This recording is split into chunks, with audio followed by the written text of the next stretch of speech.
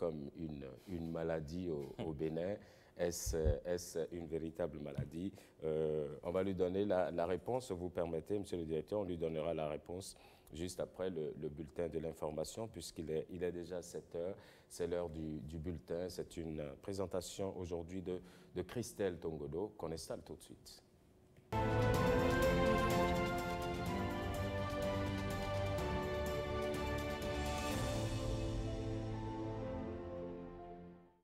Voilà, c'était à l'instant, voilà la page économie, on parlait notamment avec le directeur de l'agence principale, la BECAO, de l'inclusion financière comme un levier de développement économique et social. Allez, il est 7 heures, c'est l'heure du bulletin d'information, vous le savez. Et aujourd'hui, c'est une présentation de Christelle Tongodo. Bonjour Christelle. Bonjour Ricardo, comment vous allez? Je vais très bien, et vous? Bonjour Serge, moi Bonjour, je vais Christelle. très bien, merci. Bonjour à tous, bienvenue à ce bulletin d'information. On ouvre ce bulletin bien entendu par cette visite de travail du chef de l'État Patrice Talon. Il a été reçu hier par son homologue togolais Faure Gnassingbé. La séance de travail a porté sur l'examen de la situation de la communauté électrique du Bénin, la CEB bien entendu. Nous vous proposons de suivre le communiqué lu par le ministre togolais des Mines et de l'Énergie pour les détails. Le président de la République du Bénin, son Excellence M. Patrice Talon, a effectué une visite de travail à Lomé ce 27 novembre 2018. La séance de travail des deux chefs d'État a eu lieu au palais de la présidence de la République à Lomé. Elle a porté sur l'examen de la situation de la communauté électrique du Bénin et les relations bilatérales. Lors de la rencontre au sommet, l'évolution récente du secteur de l'énergie électrique au Togo et au Bénin a été présentée, notamment en ce qui concerne la sécurité de l'approvisionnement, l'autonomie énergétique pour accompagner les missions régaliennes des deux États et la consolidation d'un service public de l'électricité qui ouvre plus d'accès au plus grand nombre, tant pour les besoins sociaux qu'économiques. À l'issue de la séance à huis clos, entre les deux chefs d'État et leur ministre en charge des finances et de l'énergie, les orientations suivantes ont été données.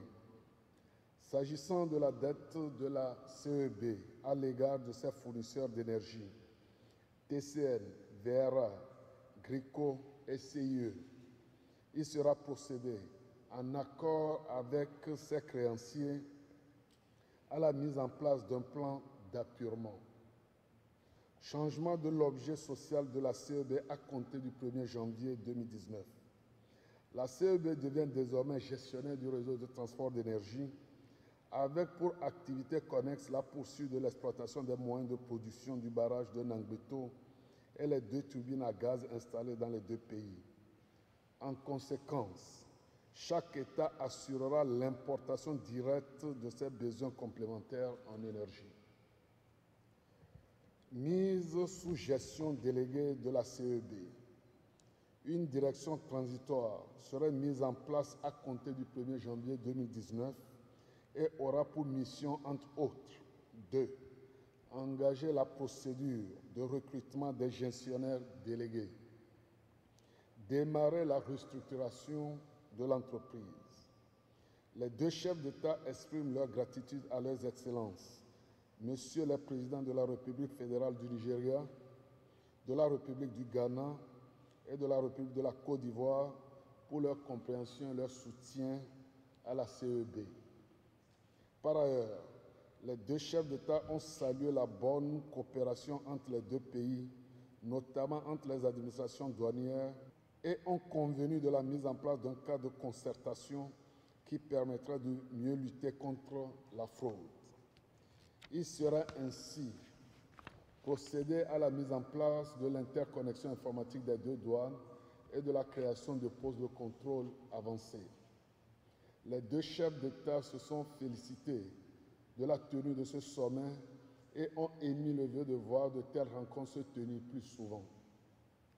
Le président de la République du Bénin, son Excellence M. Patrice Talon, remercie le président de la République togolaise, son Excellence M. Faure Gnassingbé, pour l'accueil chaleureux réservé à lui-même et à toute la délégation qui l'accompagne et l'invite à effectuer une visite de travail en République du Bénin à une date ultérieure.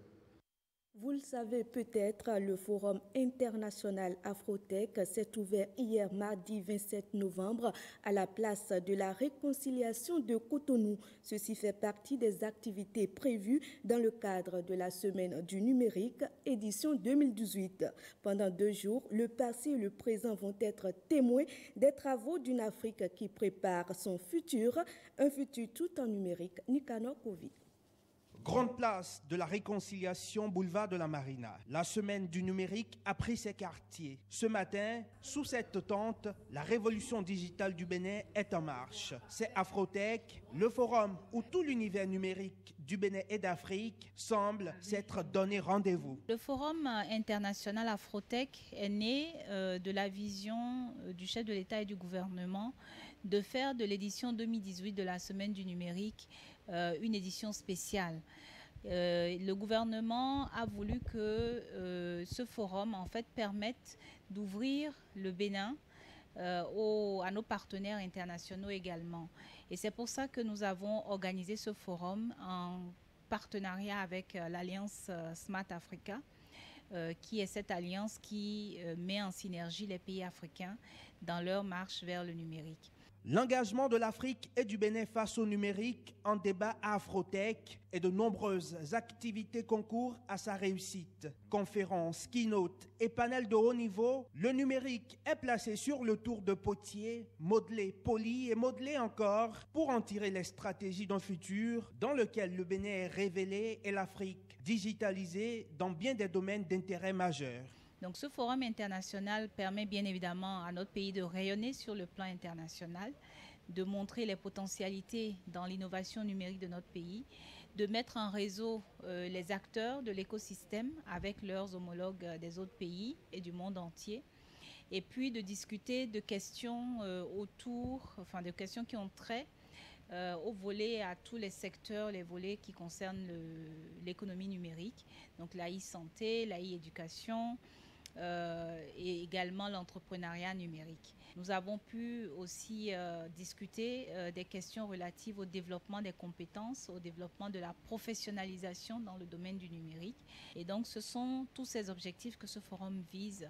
Et nous voyons déjà les prémices de l'atteinte de ces objectifs à travers cette première journée. Motif de satisfaction pour le ministre de l'économie numérique, intérêt certain et enseignement pluriel pour les nombreux autres participants à Afrotech, qu'ils soient ministres de la Santé, consultants international ou chef de réseau panafricain. Nous sommes en train de travailler actuellement au niveau du pays à intégrer le volet e-santé, même dans l'accès aux données, dans la conservation des données, dans le suivi des patients et autres. Et cela fait que cette semaine du numérique est à plus d'un titre bénéfique pour le secteur de la santé. Et c'est pour ça que tout mon département ministériel s'est résolument engagé à accompagner le ministère de l'économie numérique et de la communication pour la réussite de cet événement. Le numérique a cette propriété de ne pas être seulement transversal, de ne pas seulement impacter tous les autres secteurs de l'activité économique, mais d'impacter tous les peuples du monde. Et donc de devenir à la fois des opportunités transnationales, internationales, mondiales, mais aussi des défis et des problèmes mondiaux. Donc vraiment tout ça justifie que les acteurs se retrouvent et puis échangent et voient ce qui se passe, comment aborder certains problèmes et comment chacun de son côté les vit. Vraiment, je suis très satisfait de l'organisation de cette semaine du numérique ici au Bénin. Le président Patrice Talon a une vision très claire sur le développement d'éthique. Il veut faire du Bénin une plateforme pour le numérique en Afrique et dans le monde entier. Et cela est possible. Nous croyons en sa vision et nous voulons tout faire pour essayer de faire de cette vision une mission qu'on peut réaliser ensemble. CNUM, un hashtag qui fera date tout autant que l'événement qui l'a inspiré, à savoir la semaine du numérique. À preuve, au Forum Afrotech, Le Bénin a pris date avec l'histoire en réaffirmant à la face du monde son ambition de devenir la plateforme numérique de l'Afrique occidentale d'ici 2021. Un horizon si loin et si proche que les Béninois chérissent désormais comme un rêve à portée de travail. Les 26 biens culturels promis pour être restitués par la France au Bénin est une première que saluent les Béninois. Même si les implications d'un tel acte sont énormes, il faut reconnaître, selon Ousmane Aledji, que c'est un véritable acte de bravoure des présidents français et béninois. Henri Fatina, Patrick Diosso. Le Bénin, une fois encore, vient d'étonner avec son programme de restitution des biens culturels. Et j'aime à dire que cette demande du Bénin procède du plus vaste projet de développement culturel qu'un État africain ait initié depuis ces 50, voire 60 dernières années. Cet acte de la France fait suite à une demande exprimée par le président béninois Patrice Talon. Dans le discours de Ouaga, le chef d'État français avait répondu partiellement à la demande béninoise. Et là, on est dans la phase active d'une nouvelle réponse de la France à la demande béninoise. Dans sa vision de développement touristique, le gouvernement béninois a prévu des investissements dans son programme d'action. Le PAG du Bénin a mis en exergue à peu près 600 milliards de francs CFA à injecter dans les projets touristiques. Et dont certains musées, il y en a au moins 4. Le musée à Abomey, le musée à Alada, le musée à Porte-Novo et un autre à Ouida. On est très loin dans l'exécution du PAG. Les plans architecturaux ces marchés viennent d'être attribués à des spécialistes et on va dire début de l'année prochaine, on va rentrer dans la phase active de la mise en œuvre des ouvrages, de la construction des ouvrages. Et si nous voulons que les gens nous respectent, nous considèrent, nous donnent plus que 26 la prochaine fois, pourquoi pas 1 millier, pourquoi pas 2000, puisque les estimations vont jusqu'à 7000 objets dans les réserves françaises. Donc ça, c'est un début. On veut tester notre sérieux, notre capacité à prendre soin de ce petit lot d'objets qu'on nous rend. Mais il y en a beaucoup, beaucoup plus auxquels on a droit et on ira les chercher, ne vous en faites pas. On ira les chercher. Mais pour ça, il faut que nous consentions à justement ce que vous disiez, à des investissements lourds, sérieux. Et pas que ça, à former des jeunes conservateurs, gestionnaires de patrimoine, et puis à demander à nos scientifiques de nous élaborer des contenus scientifiques, justement, pour que ces musées-là ne deviennent pas des espaces morts. Il est donc clair que le Bénin maîtrise les enjeux d'une telle restitution des biens culturels. Ce sont des enjeux de développement pur et dur. Derrière ça, il y a de l'emploi qui est créé, il y a une économie qui est générée et il y a une vie sociale, intellectuelle qui prospère. N'en déplaise aux sceptiques. Si vous devez répondre à tout le monde, vous allez y passer votre vie. Moi, ce que je crois, c'est que si justement on n'avait pas commencé cette demande-là depuis 2 ans, vous avez vu, rien qu'une première réponse a mis 2 ans à aboutir. La mise en place des infrastructures aussi significatives, ça prend du temps. Donc là, on est seulement maintenant à la phase d'attribution des marchés architecturaux pour savoir quelle architecture s'adapte à tel contexte. Par exemple, à Porte-Novo, c'est un autre contexte. Le musée de l'esclavage qui va être érigé à Alada, ça va correspondre à une autre architecture parce que c'est un contexte différent, ainsi de suite. Et tout ça demande du temps. Ça fait 2 ans qu'on est là-dessus. 2 ans qu'on a demandé les objets. Et là, ça commence par venir à concrétisation. Les objets vont arriver au moment où les infrastructures auront fini d'être installées. Pour cela, il faut s'unir, se mobiliser et soutenir l'action. Dans un autre registre à présent, politique plus précisément, on parle d'une nouvelle alliance des jeunes acteurs politiques de la 6e circonscription électorale. C'est un creuset des jeunes des communes d'Abomey-Calavi, Soava et Zé qui adhèrent au bloc progressiste. Il se réclame de la lutte pour l'avènement du président Patrice Talon dès les premières heures de sa candidature. Ces jeunes, tous membres de différents partis politiques, réunis aujourd'hui au sein de la nouvelle alliance des jeunes acteurs politiques de la 6e circonscription électorale, s'engagent aux côtés du bloc progressiste. Les jeunes de la 6e circonscription électorale, regroupés sous le mouvement Naja 6, adhérons et disons oui au bloc progressiste et entend se donner pour la victoire du bloc progressiste dans la 6e circonscription. C'est un choix motivé, disent-ils, par la pertinence des réformes engagées par le chef de l'État depuis avril 2016, notamment celle du système partisan, gage d'un militantisme sain et rassurant pour les jeunes. Constatez avec moi que la nouvelle dynamique est lancée. J'en veux pour preuve la réforme du système partisan, avec le vote d'un nouveau code électoral et surtout d'une nouvelle charte des partis politiques, toute chose qui pousse les acteurs à prendre langue en vue de la création de partis véritablement nationaux, plus forts et plus grands. La réforme actuelle apportera plus de démocratie dans les partis et les jeunes que vous voyez ne resteront pas en marge. Naja 6 se veut être le creuset dans lequel se retrouvent tous les jeunes progressistes de Calavi, de Soava et de Zé. Notre mission est de quadriller la 6e et surtout de cracher notre venin sur tous ceux qui voudront se mettre au travers de la nouvelle marche de nos 3 communes vers leur révélation. Au nombre des actions immédiates, Naja 6 prévoit la création et l'animation de classes politiques au profit des jeunes, des classes politiques dédiées à Cosme Deguénon, l'un des premiers acteurs politiques de la 6e circonscription électorale, décédé dans la fleur de l'âge. Un engagement politique salué par Barnabé Dassigli. Les jeunes qui doivent prendre leurs responsabilités. Nous sommes à l'aise de voir les jeunes se réunir.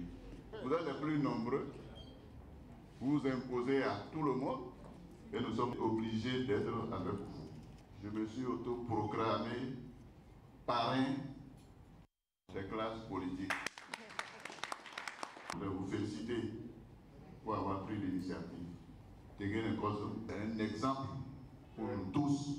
Aux côtés de Barnabé Dassigli, dans le bloc progressiste, ces jeunes de Naja 6 veulent désormais travailler pour le renouvellement de la classe politique dans la 6e circonscription électorale.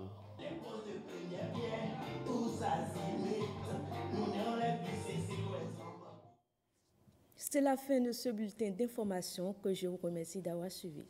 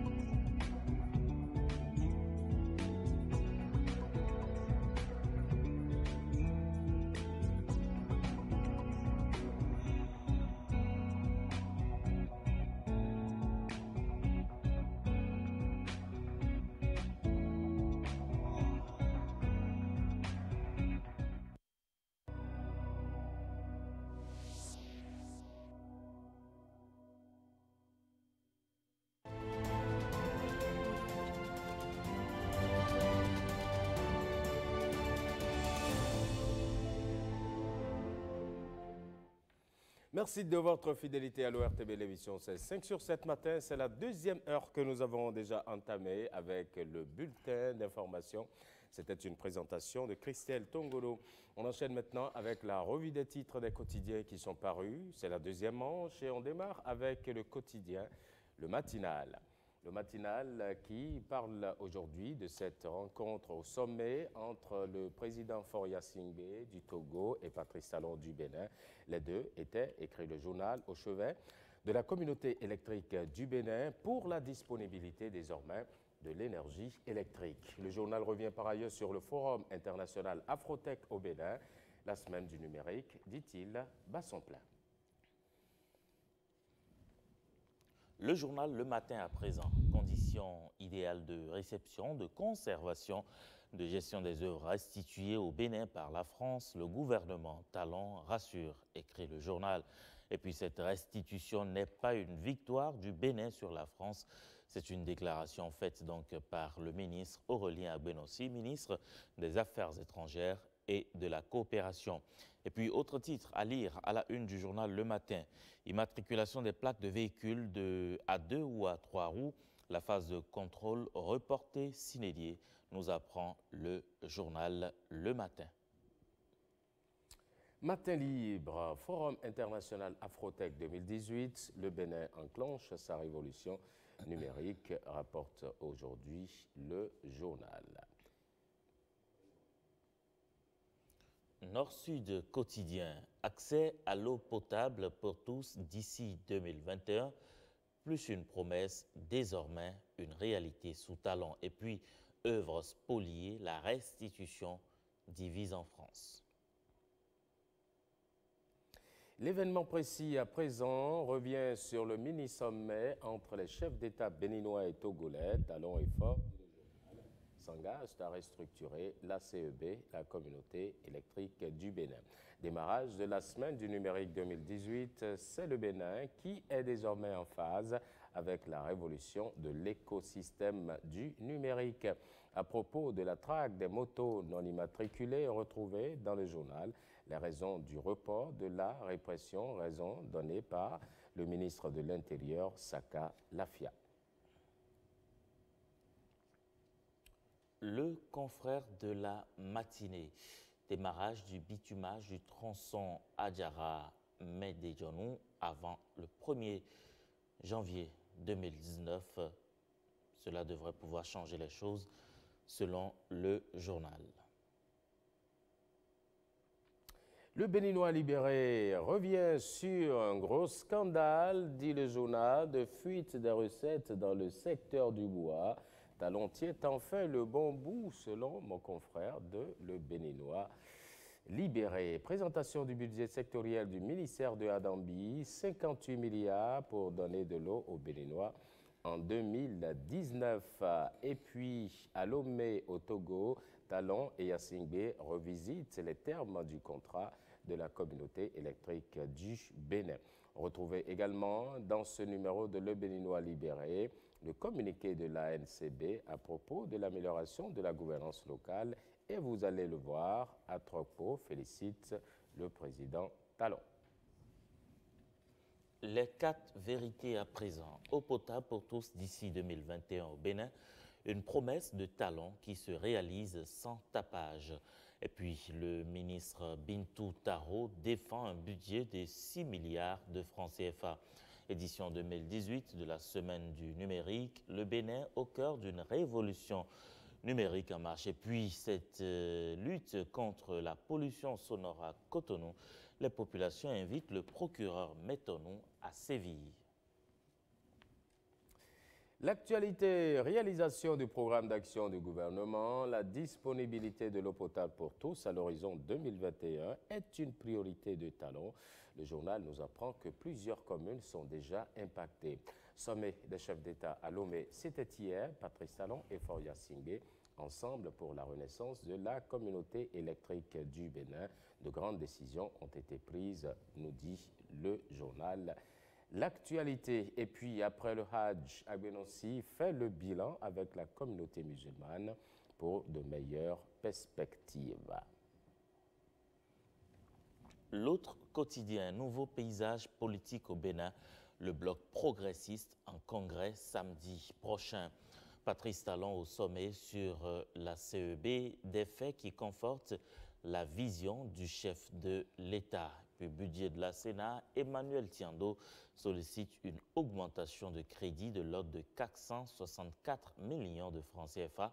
Pendant ce temps, à l'Assemblée nationale, le budget de la Haute Cour de justice est abattu de plus de 45%. Et puis une note économique, inclusion financière. Dans l'espace UEMOA, la BCAO mobilise et sensibilise les acteurs. Bénin intelligent à présent, énergie, évasion fiscale et coopération douanière, fort et Patrice, la grande compréhension, selon le journal qui dresse aujourd'hui le portrait de Gatien Adjagboné, qui est parti du pain et qui atterrit dans la politique. 3e anniversaire du bureau de l'ANCB à Troppo décerne la palme de la gouvernance locale à Talon. Et puis, à propos de la conférence internationale de la Conféges et de la Confémen, et entre l'État béninois, faire du sport, l'affaire de tous, dit le ministre Oswald Homeki. Le journal L'Économiste, pour finir, Blaise Arontiéré à la semaine de l'inclusion financière, les mobile money, un frein aux cartes bancaires. Et puis, vie d'institution, le président Talon à Lomé pour les 50 ans de la CEB.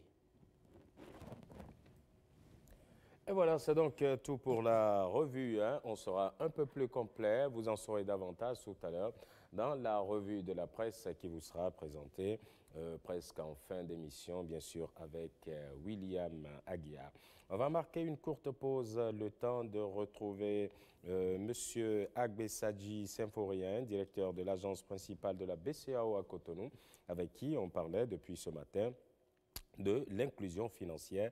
Et avant de poursuivre avec l'inclusion financière, il va répondre à cette question d'un téléspectateur qui veut tout savoir sur les pièces abîmées et les billets un peu déchirés que nous avons l'habitude de refuser, de ne pas prendre. Le téléspectateur voulait savoir si ça doit se faire. On va avoir l'occasion de le savoir. Et à propos de l'inclusion financière, on vous a dit, vous l'avez la question, en quoi peut-elle impacter positivement le développement économique du Bénin? C'est la question qu'on vous a posée.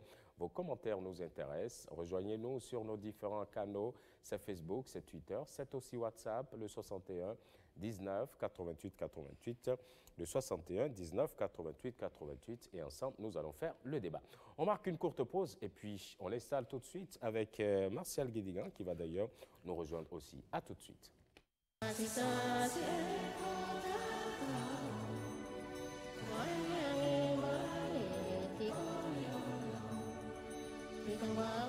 Pour moi, le droit à la santé, c'est encourager les hommes à faire le dépistage du VIH. Pour moi, le droit à la santé, c'est donner à tout enfant la chance de naître sans sida. Pour moi, le droit à la santé, c'est promouvoir les droits des personnes vivant avec le VIH.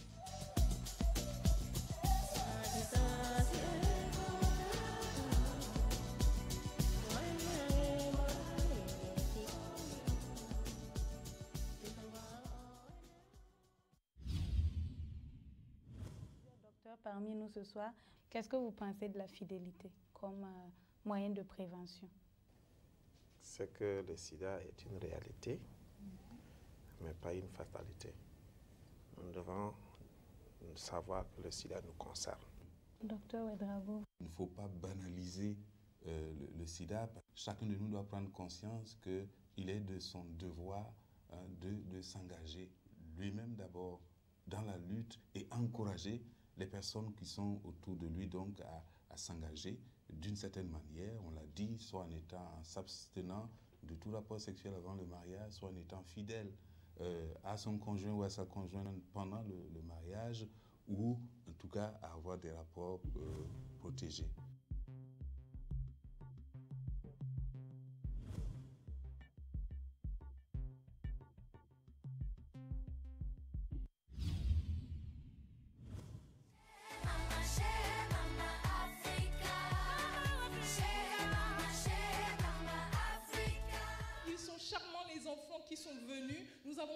choses à partager ensemble. Le corps humain comprend 3 parties, la tête, le tronc et les 4 membres. Sommes là pour danser, sommes là pour bouger, sommes là pour fêter, Mon conte roule, traverse plusieurs royaumes et compte sur 4 princesses dont le père ne connaissait pas le nom.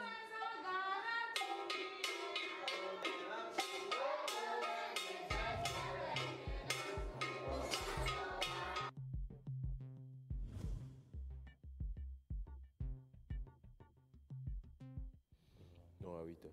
8 ans. Voilà.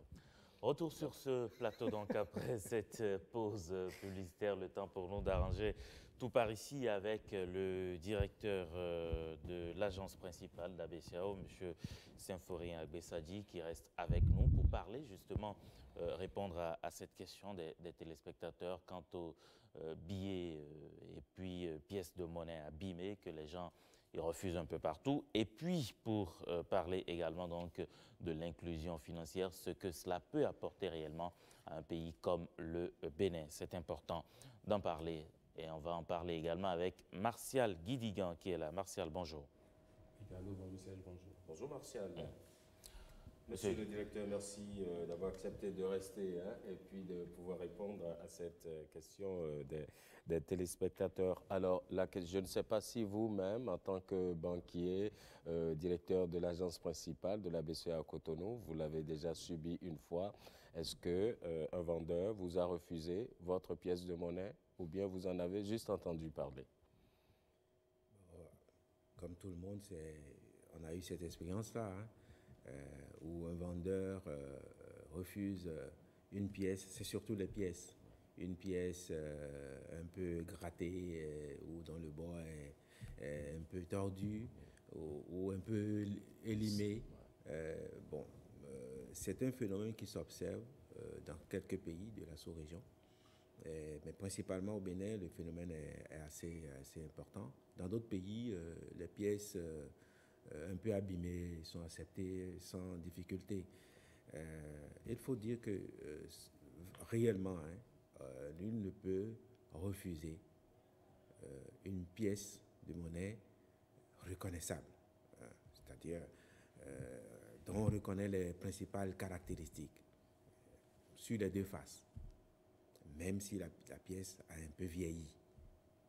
Si c'est une pièce vraiment cassée, tordue, qui a subi, par exemple, qui a été peut-être martelée, on peut comprendre que l'accepteur se dise oui, mais je pourrais ne pas pouvoir l'utiliser. Mais plus globalement, les billets et les pièces émises peuvent être librement circulées. C'est quoi? Que nul ne peut accepter en paiement d'un service ou d'un bien un billet ou une pièce. Ça, c'est le principe. Parce que les billets et les pièces ont pouvoir libératoire d'une dette, d'un service ou du paiement de toute autre chose. Ça nous libère de notre dette. Et donc, on ne peut pas, sous prétexte que ma pièce ou mon billet est un peu sale, ne pas l'accepter. Toutefois, il faut quand même faire donner quelques éclaircissements. Lorsque le billet, manifestement, n'est pas complet, par exemple, vous tendez à un vendeur de mangue un billet dont un bord est manquant. Il peut avoir des doutes quant à la possibilité pour lui d'utiliser ce billet en retour pour se libérer d'une dette ou acheter un produit. Donc, il peut vous dire, mais écoutez, votre billet quand même. Et effectivement, la Banque centrale, dans son rôle d'émission et d'entretien de la circulation fiduciaire, reprend ces billets-là et les traite. Alors, comment? Il faut distinguer des cas. Vous avez des billets qui sont mutilés. Mutilés donc dont une partie manque. Selon le manquant, lorsque le billet s'avère être authentique, selon le manquant, la BCEAO peut vous l'accepter, vous l'échanger, et nous faisons des séances d'échange tous les jeudis à la Banque centrale. On peut vous l'échanger contre un billet tout neuf, ou un billet plus propre, si vous voulez. Mais si vous ne présentez qu'un petit quart d'un billet, c'est un peu plus difficile quand même. Parce qu'on ne sait pas si vous n'allez pas présenter le second quart demain. Donc, pour un billet de 1000 francs, le diviser en 4 et venir prendre 4000 francs. Donc, on peut avoir des doutes. Parce que les gens peuvent le faire. Ça peut arriver que la moitié d'un billet... En général, nous acceptons les billets mutilés aux 2 tiers, reconnaissables, et là, on peut l'accepter. On est sûr donc que le tiers, si le dernier tiers arrive, on peut dire non, ça, on ne peut pas. Maintenant, il y a d'autres cas. Il y a des billets tachés, qui sont tachés par de l'huile, tachés par des encres aussi, tachés par des bics, ou sur lesquels des commerçants ont écrit pour marquer leurs billets, ce qui n'est pas une bonne chose. Nous les acceptons aussi, dans certaines conditions. Mais nous n'acceptons pas certains billets automatiquement. Nous les appelons des billets maculés. C'est quoi un billet maculé? Le billet maculé, c'est le billet qui a été taché, injecté d'encre par un système de protection. Par exemple, un billet issu d'un vol, d'un coffre, qui a un système automatique où lorsque vous l'ouvrez avec la mauvaise combinaison, lorsque vous forcez, ça injecte de l'encre dans tous les billets pour les rendre inutilisables. Ces billets-là, nous les retrouvons quelquefois. Et ces billets suivent une procédure particulière parce que c'est des billets issus potentiellement. Alors, évidemment, celui qui l'a présenté, peut-être qu'il l'a présenté innocemment, peut-être qu'on lui a donné. On ne va pas l'appréhender dans nos locaux ou dans les locaux d'une banque. Mais ce billet suit une procédure particulière d'identification avant que, éventuellement, le porteur ne soit remboursé. Donc, voilà. Mais nous acceptons d'échanger toutes sortes de billets à nos guichets. Et c'est ce que les banques devraient également faire. Les banques doivent accepter les billets ayant les caractéristiques de reconnaissance minimum de la clientèle. Et les pièces également. D'accord. Voilà. Mais évidemment, la pratique populaire est que oui, ben, le billet, la pièce, quand elle n'est pas bien propre, bien neuve, etc., on ne veut pas la prendre. On refuse en même temps. Voilà. Donc c'est une mauvaise pratique. Le principe, c'est qu'on ne doit pas refuser. On ne doit pas refuser les billets de banque.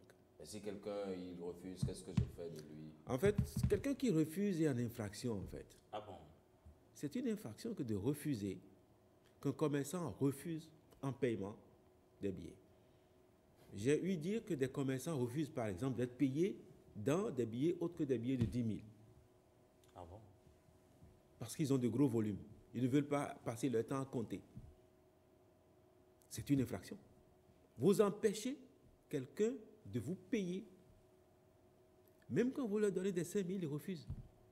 Des 2 000, ils refusent. Ils disent non, je ne peux pas prendre des 2 000, moi je veux des 10 000 uniquement.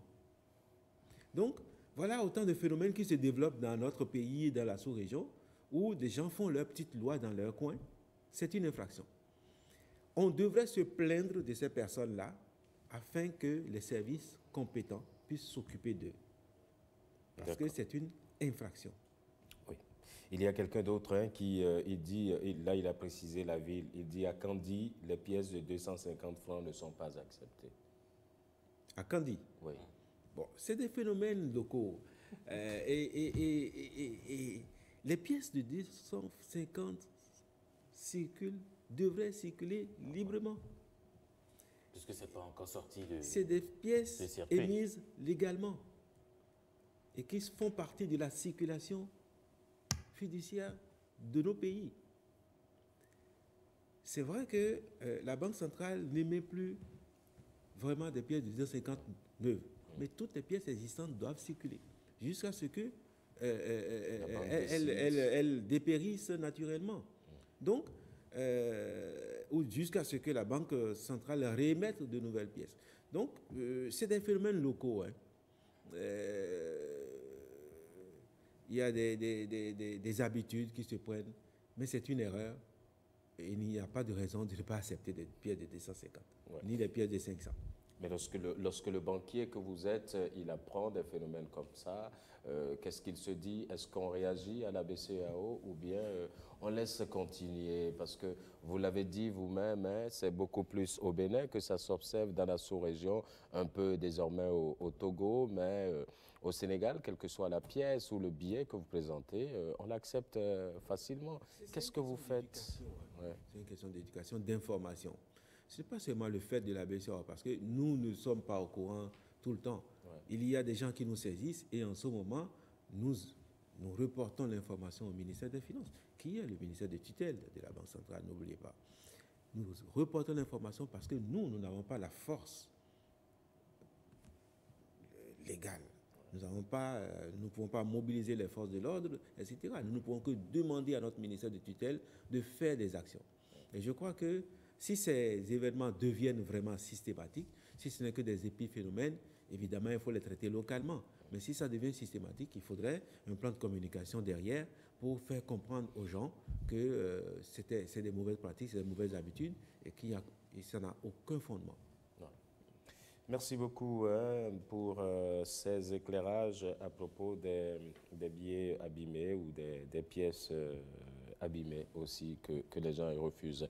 Retour à l'inclusion financière. Oui, on va parler, pourquoi pas, de l'inclusion financière avec Martial Guidigan qui est en plateau avec nous, journaliste à la Radio Nationale. Alors, l'inclusion financière, appelons-le, c'est un mode en fait pour pouvoir permettre aux citoyens d'avoir un peu plus, je dirais, l'espèce sonnante et trébuchante, c'est bien cela, mais pas le système classique, c'est cela? Oui, en fait, c'est l'offre de services. En fait, c'est toute l'architecture de l'offre de services financiers. C'est des thèmes assez techniques. Voilà, c'est tout ce qui concourt à une offre de services financiers adaptée à une population cible dans de meilleures conditions de coût, d'accessibilité d'abord, de coût, hein, par des acteurs qui sont reconnus. Nous insistons là-dessus. L'inclusion financière, ce n'est pas la petite tontine informelle dans le coin. Oui, mais la tontine, normalement, devrait pouvoir participer à l'inclusion financière, parce qu'aujourd'hui, beaucoup vont vers la tontine. Si le tontinier est reconnu légalement, reporte des informations légalement, a un agrément, là, il participe à une inclusion financière responsable. Mais monsieur le directeur, sous cette forme, ça ne passe pas, excusez du peu, parce que quand les populations vont vers la petite dame ou le monsieur d'à côté pour faire la tontine, c'est qu'à la fin du mois, ils s'attendent à pouvoir prendre ce qu'ils ont cotisé pendant des jours. Et d'une façon ou d'une autre, ça les aide à faire un petit travail, à faire un commerce, à relancer une activité. Quelque part, ces petites tontines contribuent justement au développement, un tant soit peu, du pays, en tout cas dans leur activité. Oui, vous savez, la tontine est une activité spécifiquement africaine et très béninoise. Oui. C'est une activité que nous connaissons, que nous avons d'ailleurs peut-être individuellement pratiquée entre amis. Alors, vous voyez, entre amis, je dis, en fait, la tontine, c'est ce qui se fait entre amis, entre frères, où on se dit, on cotise de l'argent, on se met de l'argent de côté pour faire une activité. Pas seulement entre frères, ça peut être élargi. Au départ, c'était ça.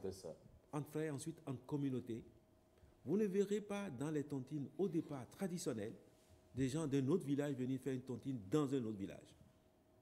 C'est une question de confiance établie et celui qui est responsable de la caisse est au-dessus de tout soupçon. Qu'est-ce que la tontine aujourd'hui? C'est des informels qui parcourent les rues, qui parcourent les commerçants avec un cahier et qui collectent de l'argent. La collecte des dépôts est une activité réglementée, dans l'espace UMOA en tout cas, et dans tous les espaces qui sont assainis. Et donc, vous collectez des dépôts. Vous collectez des dépôts. Au départ, il collectait juste des dépôts et donnait à chaque échéance des retours à ceux qui ont cotisé. Au départ, c'était ça. C'était une tontine, j'allais dire, neutre, encore que ce n'est pas vrai, puisque celui qui prend en dernier lieu, il n'a pas la même somme que celui qui a pris. Au début. Voilà, il n'a pas la même somme. Il n'a pas la même somme. Oui, c'est ce que nous pensons, mais il n'a pas la même somme. Parce que lorsque celui qui a pris au premier, le sac de maïs était à 15 000. Mais celui qui a pris en dernier, le sac de maïs est passé à 25 000. Ouais. Il n'a pas pris la même somme. En décembre, par exemple. Il n'a pas pris la même somme. C'est ça. Non.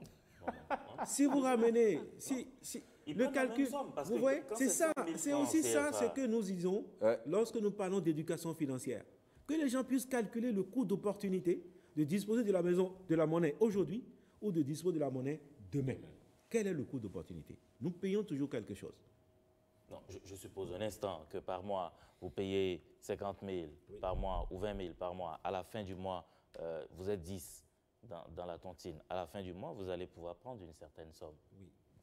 Vous prenez la même somme, tout le monde. Si vous êtes 10, vous prenez la même somme jusqu'à la fin du mois. Non, voilà comment ça s'organise les tontines. 1er janvier, on commence. Le 31 janvier, quelqu'un prend ce qui est cotisé. Oui. N'est-ce pas? Oui. Un autre prend le 28 février. Oui. Un autre prend en mars. Oui. Celui qui a pris en janvier. Au cours du mois de janvier, les conditions économiques d'ensemble sont telles qu'il peut acheter le poste téléviseur qu'il vise à tel montant. Alors, le téléviseur, ce n'est pas un bon exemple, parce que c'est des équipements qui baissent de prix.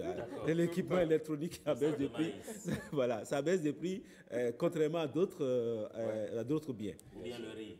Ou le riz, continue avec le riz et le haricot au marché. Oui, il a pris en janvier. Jusqu'en janvier, nous serons encore, nous ne serons pas à la moitié des greniers. Le maïs sera encore bon au marché. Vous savez, la Banque centrale suit les prix nous suivons ça aussi. Nous avons tous les jours, nous avons les prix des denrées au marché. Donc, le prix du maïs est à X en janvier. Les greniers sont à moitié pleins. Celui qui va prendre en août, les greniers sont vides. Le maïs n'a pas le même prix. Et donc, il a pris la même somme, mais il ne dispose pas du même pouvoir d'achat. Ça c'est secondaire, parce que les principes de base n'ont pas été définis comme tels. Quand vous entrez dans une tontine, on vous dit vous prenez de l'argent à la fin du mois, on fait un tirage, vous prenez votre somme. Mais le monsieur, il s'en fout de... Voilà, c'est ce que nous faisons tous. C'est ce que nous faisons tous, je vous comprends, c'est ce que nous faisons tous. Mais lorsque vous déposez votre argent à la banque, et que ce n'est pas un dépôt temporaire, que nous appelons le dépôt courant. Si vous faites un dépôt à terme, vous exigez une rémunération, c'est pourquoi la rémunération? C'est pour le coût d'opportunité. C'est parce que La banque vous fait des prélèvements. Ça, c'est les services. Okay. Ils payent les services. Mais lorsque vous déposez de l'argent, vous exigez une rémunération. Chez les tontiniers, il n'y a pas de rémunération. Il n'y a pas de rémunération. C'est pourquoi il dit que la tontine, tant que c'est dans un cercle restreint, familial, mais lorsque vous ouvrez au public, vous dépassez un certain seuil de personnes qui n'ont aucun lien économique ensemble, qui n'ont aucun lien. Donc, le tontinier veut élargir sa base de cotisants. Et qu'est-ce qu'il fait maintenant? Il fait des crédits. Il fait des crédits à ses membres. Il fait des crédits. Il prête de l'argent, il vous dit, oui, si vous êtes prêt à 1 million, tu me payes 1 250 000 francs. C'est-à-dire les intérêts. Voilà. Si je te paye ceci, tu me payes ceci chaque mois. C'est contraire. C'est contraire. C'est de l'usure. Parce que quand on calcule, c'est des taux qui grimpent aux environs de 40-50%. Vous voyez, ça va appauvrir davantage. Et pourquoi est-ce que les seules personnes qui font ces prêts, c'est des commerçants qui sont dans des domaines où ils estiment que leur marge, de toute façon, est au-delà de ce qu'ils payent. Parce que si vous prêtez cet argent et que vous n'avez pas de marge qui couvre le coût, vous avez perdu. C'est ce calcul que nous espérons que les populations sauront faire. Et ceux qui sont dans les affaires qu'ils soient lettrés ou pas, ils savent faire ce calcul. Ils sont intelligents, ils savent faire ce calcul, ils savent où ils prennent de l'argent. Mais s'ils prennent de l'argent à des taux usuraires, c'est parce qu'ils savent qu'ils mettent dans une affaire qui va leur permettre de combler va les leur gains. donner des retours. Et quelquefois, c'est quelles affaires? C'est également ce que nous adressons. Nous finançons quoi avec l'épargne? Et ça, c'est important. Qu'est-ce que nous finançons avec l'épargne? Est-ce des activités licites ou des activités illicites? Il n'y a que les activités illicites qui vous donnent des retours de 40-50%. D'accord. Donc, je n'en connais pas qui soient légales, où il y a une multiplicité d'acteurs qui offrent les mêmes services, où il y a de la concurrence saine qui offre des retours de 40-50%. D'accord. Alors, monsieur le directeur, nous allons revenir d'ailleurs sur cet aspect de l'épargne. Moi, ça m'intéresse particulièrement. Mais pour finir peut-être avec les tontines, et Martial dira un mot, vous voulez aujourd'hui dire que vous n'encouragez pas les gens à faire de la tontine? Nous n'encourageons pas la forme de tontine professionnelle faite par des structures illégales parce qu'elles n'ont aucune autorisation, collectant de l'argent chez les populations. Et quelquefois, il y a des casses, vous savez bien. Ouais. Nous n'encourageons pas ça. Et nous, constamment, avons demandé au service public, chaque fois que ces gens sont repérés, de les arrêter dans leur activité. C'est important. C'est pourquoi nous demandons, et nous sommes d'ailleurs dans le comité d'assainissement du secteur de la microfinance, pour arrêter toutes les structures de microfinance qui exercent l'agrément donné par arrêté du ministre des Finances. Nous demandons ça. Parce que si vous voulez un secteur financier sain, vous devez avoir des acteurs reconnaissables, ayant un agrément et reportant des informations à la supervision. C'est important. C'est important. C'est comme si une entreprise exerce sans faire de bilan, qu'il soit déposé aux impôts, qu'il soit déposé auprès des instances de contrôle. C'est important de se dire qu'il n'y a pas de développement financier sain sans acteurs supervisés. Si les acteurs ne sont pas supervisés, ils financeront n'importe quoi, ils favoriseront le blanchiment des capitaux et ils donneront ou ils vont exiger des retours, des taux exorbitants à leur clientèle. Et ça, nous voulons protéger la clientèle. Et cette protection de la clientèle est primordiale. Il faut qu'elle soit éduquée et qu'elle soit protégée d'elle-même. C'est pourquoi nous mettons un arsenal en place pour la protection des consommateurs de services financiers. C'est devenu plus crucial avec des consommateurs de services financiers numériques. Ça passe très vite, il peut se faire avoir facilement. À ce jour au Bénin, lorsque il y a un souci sur mon compte de monnaie électronique, à qui je m'adresse pour avoir gain de cause? Si je pense que non, j'ai l'impression qu'il y a eu quelque chose. Il n'y a pas encore des acteurs qui font de la médiation ou qui portent les plaintes, qui reçoivent les plaintes. C'est encore la Banque centrale qui reçoit des plaintes. Et désormais, dans l'Union, comme nous savons que beaucoup de pays n'ont pas d'observatoire de services financiers et de cellules de médiation, d'organes de médiation, les plaintes sont répertoriées sur les émetteurs de monnaie électronique et sur tout ce qui concerne les services financiers mobiles auprès de la commission bancaire qui a mis en place une structure pour recevoir ces plaintes et les étudier, les traiter et interpeller les structures qui sont en cause. Donc c'est important que vraiment nous développions un système moderne. Vous savez, cette problématique est surtout sur la table dans les pays en développement parce que, je vais vous apprendre quelque chose, c'est une innovation made in pays en développement. Ah oui? Les services financiers mobiles. Vous ne verrez pas ça en France. Ce que nous faisons là, mobile money et tout ça, ce n'est pas aussi développé en France, ni en Allemagne, ni aux États-Unis qu'ici. Oui, c'est une innovation des pays en développement. Complémentarité, est-ce que ça n'est pas aussi parce que le champ il était libre, il fallait se rapprocher beaucoup plus des gains petits? Voilà, parce que nous avons une couche de population très pauvre. Très pauvre, qui sont exclus de tout service financier. Ouais. C'est quand même un droit que ces gens-là ont d'être inclus dans les services. Et ce droit, nous devons le leur donner. D'accord. Alors, Martial Guédigan, on parle d'inclusion financière. Vous avez suffisamment suivi le directeur de l'agence principale de la BCEAO à Cotonou. Pour vous, est-ce qu'on peut y arriver si vite à inclure tous ces gens-là qui sont exclus des services traditionnels financiers et bancaires? Y arriver très vite ou pas, il faut y aller. Parce que mon intervention aura deux petits volets. Le premier volet, c'est de faire bien les arguments avancés par le directeur, parce que, qu'on le veuille ou non, il se fait que l'inclusion financière est très importante. C'est cette manière de permettre l'accès aux services financiers à moins de coûts, comme il le dit, et pas à la large population. Et lorsque nous allons vers l'inclusion financière, il faut doubler en même temps la formation.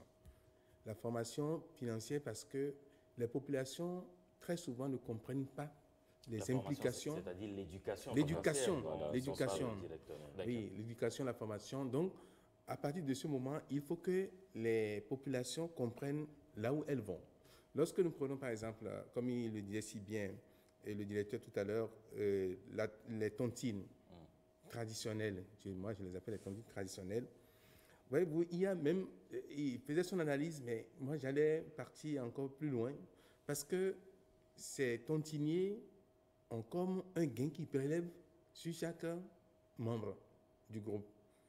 Et lorsqu'il dit que celui qui prend en janvier n'a pas pris la même chose que celui qui a pris en décembre, c'est si vrai que lorsque vous n'avez pas la confiance, parce que le gars n'est pas dans un secteur réglementé, il peut vous donner l'argent, au lieu de vous donner un 5, alors qu'il a déjà pris son argent, votre argent, un 5 janvier, un 5 décembre. Alors, il prend cet argent-là, vous espérez votre argent en main pour entreprendre quelque chose, c'est le 15, c'est le 20 qui vous remet votre argent. Vous ne pouvez pas le convoquer quelque part. Ça amène des problèmes des fois. Ou bien carrément, le gars peut disparaître. Cela arrive quand, au début, vous ne vous êtes pas entendu sur des clauses, des principes de Vous base. pouvez vous entendre sur des clauses. À Glas, tout près ici, moi, j'en ai fait. Ah, vous avez fait de la tontine? Oui, oui, parce que ça se fait. Oui, mais parce que tout le monde, si vous n'en avez pas fait, vous avez raté une partie de votre vie. Il faut essayer. Là n'est pas le débat, moi je l'ai fait. Il faut vous essayer à ça.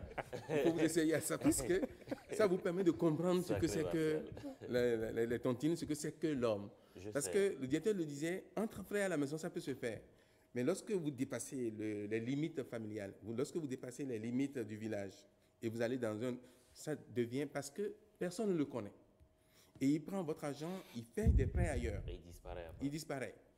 Jusqu'à présent, moi, je n'ai pas pu prendre mon argent. Ah bon? Ah oui. C'est pour ça que ça vous fait autant mal, quoi. Oui, parce que je ne peux pas oublier ça. Et donc, à partir de ce... Vous ne pouvez même pas vous plaindre. Je ne le connais même plus. Je ne le connais même plus. C'est seulement ici, vous allez le dire. Oui, mais il faut que je le dise ici, parce que... Et il faut qu'il fasse beaucoup attention, parce qu'il va falloir que les autorités sévissent, parce que, en fait, ces populations pensent qu'elles sont en train de régler un problème, mais elles se créent d'autres problèmes. Pas ignorance. Et donc, à partir de ce moment, chacun doit jouer sa partition. D'accord. Là, le secteur n'est pas sécurisé, là, le secteur n'est pas réglementé, il va falloir nécessairement intervenir pour expliquer aux gens ce que c'est. Lorsque nous allons au-delà de cela, l'inclusion financière, c'est un serpent, selon moi, qui se mord la queue. Comment? Parce que, lorsqu'on parle de l'inclusion financière, il va falloir que les banques, lorsqu'on défend, lorsqu'on refuse aux populations d'aller à la tontine traditionnelle, il va falloir nécessairement que les banques soient à même de les accueillir et de leur rendre service. Parce qu'en réalité, la pauvreté, la misère n'a pas de couleur. Lorsque vous êtes en situation, vous cherchez la première solution. Et lorsque vous cherchez la première solution, si vous ne pouvez pas, vous êtes dans l'incapacité d'aller vers une banque pour avoir un prêt digne du nom, à moindre coût et rapidement, vous pensez que dans 2 mois, je peux faire une tontine, vous vous entendez avec le gars, si c'est Ricardo, vous vous entendez avec lui, vous prenez, vous dites, bon, nous sommes 31 mai, on commence, moi je reste en 2e position. Et vous entendez comme ça. Vous pensez que vous pouvez régler votre problème rapidement. Est-ce que peut-être votre question, est-ce que la banque pourrait accéder si facilement à une demande comme celle-là?